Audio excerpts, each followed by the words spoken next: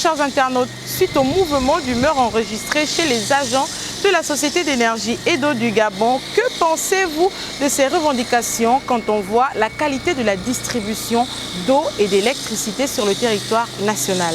Répondez à cette question, restons connectés sur Newsline.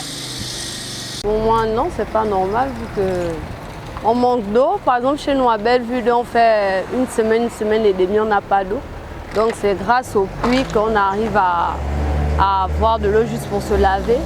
Et quand l'eau vient, c'est à partir de 23h minuit.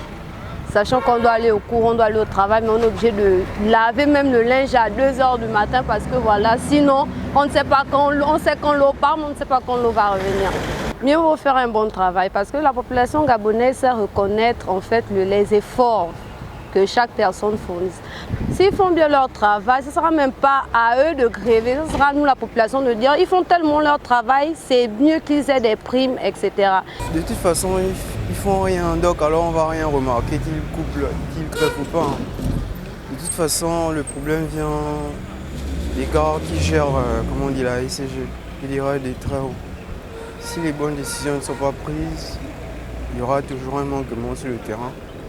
Et toujours est-il qu'au final, nous qui sommes là, les modestes citoyens, nous on n'a pas d'eau depuis déjà quelques années, donc qu'il y ait grève ou pas, ça changerait notre situation en fait. Je peux dire que oui, d'un côté ils ont raison, parce que l'homme mangera la sueur de son front. Si on ne leur paye pas pour leur travail, comment ils auront la volonté de travailler en fait? Si ils font leur travail, c'est parce qu'ils veulent d'abord, ils aiment tout d'abord leur travail, mais si on ne leur paye pour le détriment de ça, ils ont des familles à nourrir, ils ont des enfants qui vont à l'école. Donc, moi, je leur comprends. Non. C'est même quelque chose qu'on ne devrait même pas leur donner. Donc, moi, je ne pense même pas que ces revendications aillent loin. Parce que nous ne pouvons pas avoir une sécheresse d'eau pendant que dans notre pays, il y a les cours d'eau partout. Comme on pourrait dire, on meurt de soif dans les eaux de Logoué. Dans les années 2000, il y avait de l'eau dans Libreville. Je prends le cas de Malaba, Bangos, il y avait de l'eau.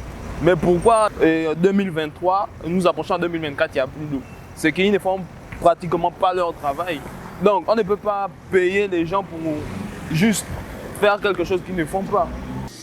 Des revendications tout à fait logiques pour certains, chers internautes, quand on voit le travail abattu par ces agents sur le terrain afin de redonner de l'eau à certains ménages, alors que pour d'autres, les sanctions devraient automatiquement toucher les responsables de la Société d'énergie et d'eau du Gabon et pas seulement les agents. Merci d'avoir répondu à la question du jour et n'oubliez pas de rester connecté sur Newsline.